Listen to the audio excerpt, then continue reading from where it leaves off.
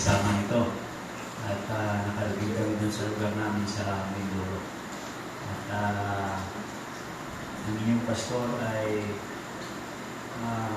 mahal niya ang gawain at siya ay papasapok kahit siya ay pastor ay handa siyang magpasapok dun sa humahawak sa kanya. Kasi may mga tao na kapag medyo mataas ng kalagayan na hindi na magpasapok dun sa kanyang mga kasamahan. Isang bagay po ito na karakter na napakaganda bilang isang tagapanguna. So, ang inyong likod ay natutuwa at nakarating sa lugar na ito. Ito pala ay matagal na. Ako ay 35 years na sa Canvas, ngayon ako nakarating dito. 35 years na ako dito sa Manila. Kaya salamat kay Pastor, meron palang mga anak na Diyos dito na masisigla. Amen. At kababayan ko pa. Ako, Mindoro at Romblon. Walaan niyo po. Napakabuti. Sabi nga yung bawat panahon, may kanya-kanyang kapanahonan at ang nagtatakda dito ay ang Diyos. Ito yung panahon na tinakda. Kaya tayo nagsama. Isang lalaki ang nag-a-apply ng trabaho. At ito ay natanggap siya sa isang company na gumagawa ng simuli. At nung natanggap siya, ay mayroong supervisor na humahawak sa kanya. At binigyan siya ng instruction. Sabi niya ay, tingnan mo lang yan. Kasi isang machine, gumagana lang. Tingnan mo lang yan. Wala kang gagawin, kundi iaangat mo lamang itong telepono kapag may nakita kang kakaiba. Kumbaga, pag may problema. Sabi ng lalaki, opo. At habang siya ay nandun, nag-observe, ay nakita niya na may problema at inangat niya ang telepono. Sabi dito supervisor ay, Bisor, may problema. Magkagad ang supervisor. At sa kanyang pagtatrabaho ng mga isang linggo ay walang araw na hindi nagkakaproblema. At ang ginagawa naman niya ay laging inaangat niya lamang yung telepono at nasusolve na yung problema. Habang tumatagal siya ay nakikita niya na parang ang dali naman ang ginagawa nitong supervisor na ito. Sabi niya. Kaya nagkataon po na nung may problema na yung pag-iikot ng sinuli doon sa kanyang nilalagyan ng sinuli ay hindi na po tumawag. Kasi parang madali lang. Ang ginawa niya po ay siya na yung gumawa. At habang inaayos niya ito ay lalong lumalala yung problema. At ganun po ang nangyari. Pagka minsan sa buhay nating mananampalataya, ang instruction ay tatawag tayo kung may problema. Manalangin, magpasa. Diba? Pero pag may problema, minsan ang kalimutan ng isang Kristiyano na magtawag at manalangin. Pupunta siya sa na kailangan na magsusolve ng kanyang problema at habang ginagawa niya ito, lalong lumalala yung problema. Yung pala ay ang gagawin lang ay iaangat natin yung ating panalangin. Yung instruction ay huwag natin nakalimutan. So, purihin ang Panginoon. Ngayon mga kapatid ay hindi ko alam kung anong oras na, pero parang ko mahaba naman ano. Sasamantalahin, okay lang po ngayon na ang gagawin natin ay nag-aaral tayo sa Bible, una, at mamaya-maya ay sa testimony. Okay lang po ba yun? Okay. Parang ayaw eh. Okay. Okay. Very good. Kasi, pagdating sa Bible po ay kailangan ito pag tayo nagbasahin malalim at ipapanalangin para mas maintindihan natin. So, bago ko magsimula, kasi pa tayo magkakilala masyado, at alam niyo po ba na ang sabi doon sa isang panabasa ko na galing sa Ayas, isang pastor ang nagsulat, na siya ay 14 years na nasa district at ngayon ay nasa opisina na siya. Ang sabi niya po ay, yung tagapagsalita ay napakalaki ang responsibilidad upang mag-deliver ng mensahe. At kanyang na-observe, kasi nasa opisina na siya, ay mas malaki pala ang obligasyon ng nakikinig. Tama po? Kasi nandiyan naghanda yung speaker, tapos yung nakikinig ay tutulog lamang. Tama po? Malaki ang obligasyon pala. Akala natin, pag nandiyan ay nang maiudip, yung pala'y accountable sa atin. Kaya bago tayo tumuloy doon, gadaling pa doon sa tinatawag natin para mag-circulate yung dugo natin. Kasi ang tinatagal ng tao po ngayon ay sa pag-aaral ay 15 minuto na lang na nakaupo, at pag katapos ng 15 minuto na ay kung ano-anong papasok at talagang may gagawin na ito na kakaiba. Ayan, yung focus na wawala. Pero meron tayong panglaban doon. Patingnan mo ng inyong mga kamay. Yung dalawang kamay, yung dalawa nakatagilid na ganyan. Para kita mo. Ayan. Gaganito nyo lang muna po. Ayan. Ayan. Masakit na nanay, lumalapat pa. Kailangan lumapat na ganito. Pagka hindi na lumalapat, medyo masakit. Kailangan. Tapos i-close nyo ito. Ganyan. Yung medyo may force, yung medyo may lakas. Tapos i-release nyo. Yan, ganyan. Tapos ganun ulit. Ayan. Ang tawag po dito ay healthy moves, malusog na paggalaw. Ayan. Gagawin nyo ito sa bahay. Ayan, ganyan. Ayan, dalawang kamay po yung mayroong force, ganyan. At mga ilang minuto, makikita nyo po papawisan kayo kasi nagsisirculate na maganda yung ating dugo. Ayan. At kung meron pang panahon mamaya, ituturo ko pa sa inyo. So, ito, bilisan po natin para hindi maubos yung oras. Ito yung matagal na nating nakalimutan. Ano po? Nalala nyo na? Wala pa rin nakalala? Ito yung nakalimutan natin na close open. Yung maliit pa o yung natutunan, nakalimutan. Yung close open pala, tinuturo sa atin na pag nag-receive ka ng mga blessing, i-open mo sa kabila. Receive, open, receive, open. Meron po akong mga kilala na kapag sila ay naka-receive ng mga blessing, talagang nag-share, ay hindi talaga nauubusan. Pero meron naman po akong kilala pag nakatanggap ng blessing, yung dalawang kamay niya nakaganyan na. Kaya wala nang pag may dumating na blessing, nagbigayan, hindi na rin makatanggap kasi ka-close na yung kamay pareho. Kaya alin po ang gusto niyo doon? Yung open, yung close, open, receive, mag-share, receive, mag-share, o yung isang naka-close na. Abo. Kaya kailangan po ay kung ano yung tinanggap natin, ay bahagi maging sa salita ng Panginoon. Ngayon, ang ating pag-aaralan ay ang title po ay ito nakita ko sa ating book. Ano po? Yung ating sino pong may nito? May book nito. Ito po yung dala-dala ko kahit saan po pumunta. Behold His Glory. Kaya dala-dala ko po ito kasi kung kailan ako nag-start ng Canvas, ito yung edad ko. Ito po ay 1989. So 35 years na nagkakanvas ako. Ayan po. At dito po nakita yung mga kaparaanan kung bakit yung buhay natin ay lagi talaga tayong inaakay ng Panginoon. At yung mga taong hindi sumusunod ay napapahamak. At yung mga sumusunod sa kabila ng medyo mahirap-hirap ng mga karanasan na natili pa rin, nakikita mo yung resulta ay maganda. Ang sabi po dito ay yung talata nating nabasa. Ito yung talinhaga po doon sa batuhan. Yung nahulog doon sa batuhan na mga binhi, ayan po, ang sabi doon ay dahil sa pagbatuhan, manipis lang yung lupa. Ano po, may batong kasama, yung ilalim may mga lupa-lupa na kaunti. Ang sabi nga po doon ay hindi napuga. Tinanggap nila na masaya yung pananampalataya, pero hindi napuga. Ano po kaya ang dahilan bakit hindi napuga?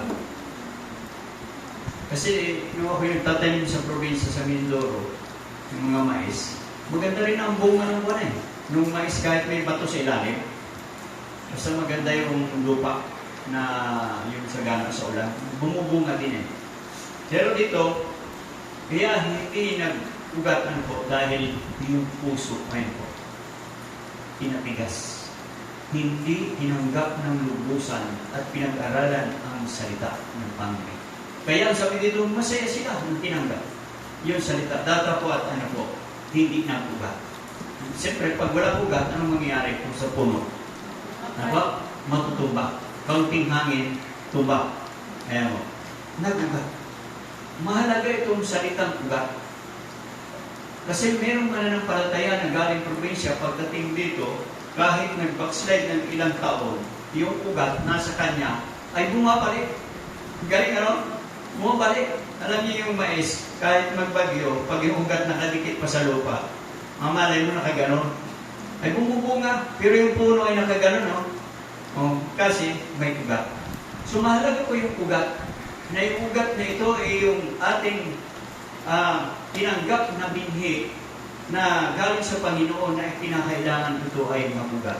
So paano naman ito magugat? Ito ay magugat kung ang ating puso, ayan po, handang magpasako at lubos na kilalanin ang ating tagapagligtas. Ang sunod na talata sa 14, yung iba naman ay tumanggap din. Masigla rin, humawi, nagsisermo din. Kaya lamang, naisip niya, wala akong bahay, wala akong kutsi, wala akong hanap buhay na maganda. Kaya ang ginawa dito, nainis. Ibig sabihin, ininis sila ng mga pagsubok, ng mga pangangailangan, at ang mga bagay na ito ay hindi nagpabalala sa kanila. Kasi inilimot tayo. Ibig na sumiba, ay unahin ko muna yung trabaho at pupunta dito at sabi dito ang mga bagay nito ay hindi nagpabanal. Ang sunod naman ay yung matabang lupa. Yung matabang lupa ay pinagbuti nila yung salita ng Panginoon, isinakabuhayan at lalo pang nagbunga at lalo pang pinagpala. At ang sabi dito sa talata na mayroong pagtitipis. Kaya ang title ng ating sermon ngayon ay School of Suffering. Kung ako ay may school, at naglagay ako dyan kahit napakagandang school, kumpleto aircon, ang ganda ng facilities, kumpleto, may basketballan, may ganito, ganyan palagay. School of Suffering. Ano sa palagay nyo? May mag-enroll kaya? Maganda kung may mag-enroll. Nakalagay. School of Suffering. Pupunta tayo dun para mag-suffer. At sa tagal ko dito sa Metro Manila, wala pa akong nakita na School of Suffering. Wala. Kaya mga kapatid, ang tanong ay, bakit mayroong School of Suffering? Ang sabi dito, sa ating babasahin, yung isang bagay na gustong i-mold ng isang manggagawa, kagaya ng mga gumagawa ng ginto, gumagawa ng mga mamahaling bato, gumagamit sila ng kung minsan ay sa kahoy ay yung pait, yung chisel. Yung pait, alam ko yung pait, yung chisel. Yung iba naman ay grinder, yung iba ay liha, para mahugis lamang. At ang mga bagay na ito ay hindi madaling, kumbaga hindi ito madaling gawin para lamang lumabas yung tunay na gustong ipalabas nung tinatawag nating gumagawa. So sabi dito, School of Suffering ay yung human at sa hindi ay kayo at ako ay naka-enroll na sa School of Suffering. At ang maganda dito ay walang question. At ang maganda pa rito ay ang ating tagapagturo ay pinakamahusay sa lahat. Ang ating profesor ay walang iba kundi ang ating Panginoon. Ngayon ay ang tanong, ay bakit School of Suffering? Alam niyo po ba na yung mga karanasan natin, dito para tayo minumol. Ang sabi dito, Itong mga ginagamit ng Panginoon na pamamaraan upang ang tao ay mahubog sa kanyang karakter, ay kinakailangan ito ng isang tao para masustain yung kanyang relasyon sa Diyos. Kung wala palang mga ganitong problema, hindi pala sustainable yung si tao may problema, magpipray talaga. Minsan, Miyerkules noon, papunta ko sa church, sabi nung yung aking hipag ay sinasaway ko kasi parang inaaway yung kapitbahay ko gawa doon sa mga sabi nung kapitbahay ay sinaway ko, sabi ko, hayaan mo lang ate. Alam mo, may sagot sa akin na ganito. Isa ka pang pilay ka. Pilay-pilay ko siya lahat ko't na-operahan. Hindi ako nakapunta sa simbahan. Talagang nasaktan ko. Sinasaway natin para maiayos. Kaya lang, ako yung binalikan. Kaya pagka minsan, pag tayo'y maganda yung layunin natin at wala sa timing, mag-ingat tayo. Baka tayo ang balingan at hindi natin makayanan, ikaw pa ang kaaway mo. So, gano'n ang nangyari sa atin. Ay, kapitbahay kami. Aba? Ay tuwing umaga ay ako'y nagkakanbas, bitbit ko yung libro at saka yung aking bag ay tumitingin sa akin, nagkaganyan lagi, galit na galit. Ay ako'y nawawala ng ganang magkanbas kasi masama din yung loob ko. Aba? Kuminsan ay gustong baguhin ng Panginoon at gustong i-develop ng Panginoon kung saan mahina tayo. School of suffering. Inaayos ng Panginoon yung bawat problema na kailangan ma-develop sa atin. Yung mga hindi kailangan sa katawan natin, inaalis ng Panginoon at ang ipinapalit ay yung mga bagay na magdadala sa atin sa buhay mo. Amen po ba mga kapatid? Kaya pala may school of suffering. Nung nabasa ko ito, kaya pala, nagkakampas ako 35 years na ako dito. Napakarami kong problema at hindi ako tinatantanan ng problema. Kung ako'y magtatanong, sino po ang walang problema? Lahat Lahat. Minsan, nagkakampas ako. Alam niyo po, biglang nag-ring yung aking yung telephone, yung cellphone. Nagtawag pala yung aking bayaw sa UP. Sabi, pumunta ka muna dito sa UP. Sabi, anong problema? Eh, yung anak mo na aksidente, na bangga ng Fortuner doon sa tapat ng EUP. Sabi, nagkakanpas ko, nalambot yung tuhod ko. Sabi ko, bakit nangyayari? Alam mo, pumasok sa isip ko agad Panginoon, ba't nangyayari ito? Nanalangin naman ako. Nagkakanpas naman ako. Pumupunta ko sa mga bahay-bahay. Pinapanalangin ko yung mga tao. Nagbibigay tayo ng mga tracts at saka mga babasahin. Yung mga basahin nito. Yun ang pumasok agad sa isip ko. Bakit hindi nawala? At habang pumupunta ako doon sa UP, nakasakay ako doon sa bus. Nagbasa ko. Pumapasok sa aking isip. Sabi ko, parang pagsasabihan ko yung itong nakabangga na ito. Hindi yun yung instinct ng tatay, di ba? Magagalit ka eh. Dahil pagdating ko doon sa ospital, nasa Tarbusa na pala. At pinuntahan ko yung aking anak. Doon sa emergency room. Nawasak yung tuhod. Dito. At pagdating doon, ay umiiyak yung aking anak. Ay sabi ko, huwag kang umiyak. Ako'y tuwan-tuwa nga sa iyo kasi baka akala siguro pagagalitan. Ako'y tuwan-tuwa nga sa iyo dahil gusto mong gayahin yung lakad ko. Ay di nung sinabi ko ito, natawa. Yung lalaki, pag umiiyak, hindi naman iyak talaga yan. Parang lumuluwa na masikip na dindit, ganun ang lalaki pag umiiyak. Natawa yung anak ko. Ay kasi kung pagalitan ko pa yun, alam madadagdagan ng sakit. Ay di maya-maya pumunta yung nakabangga. Yung lahat na iniisip ko ng mahabang biyahe na sasabihin ko, nawala lahat. Sabi ko, bakit kaya nawala? Nakalimutan ko yung mga sinasolo ko na sasabihin ko, mag-ingat ka kung hindi ka makabala. Nakakabala ka. Mga ganito. Nawala lahat. Alam niyo kung bakit nawala lahat?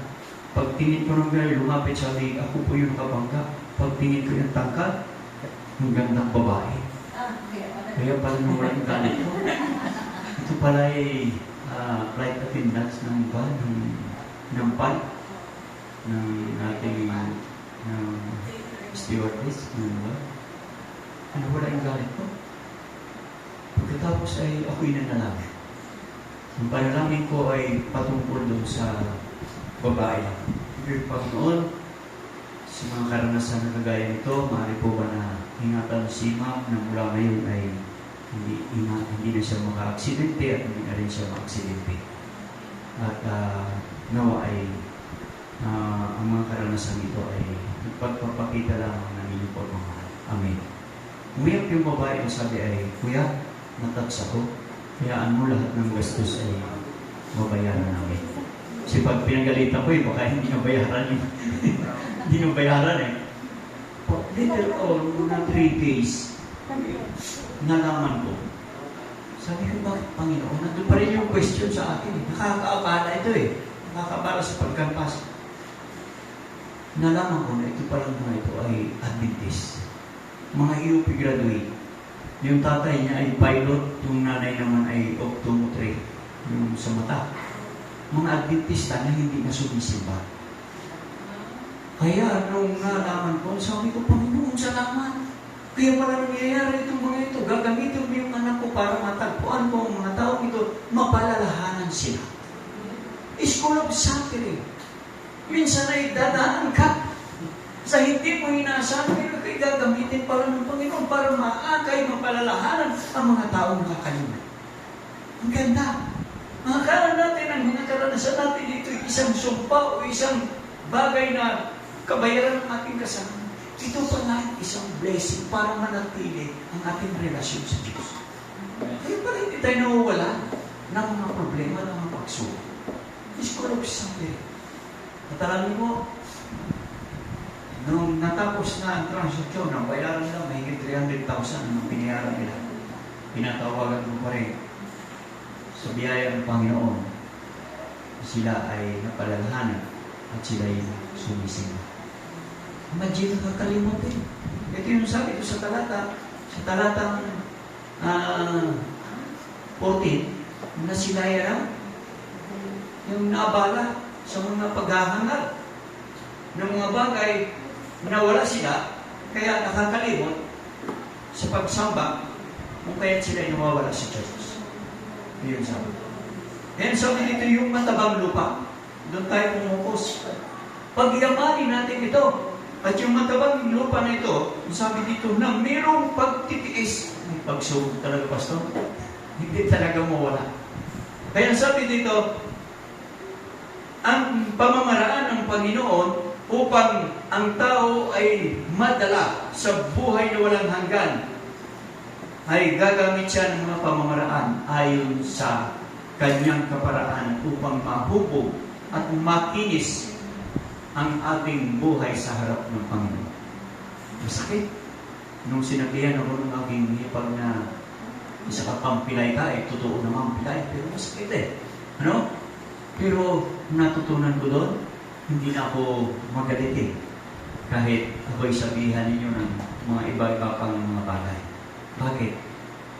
Ay, nakaranas ka na ng gano'n Pangalawang atake ng gano'n, baliwala na sa'yo.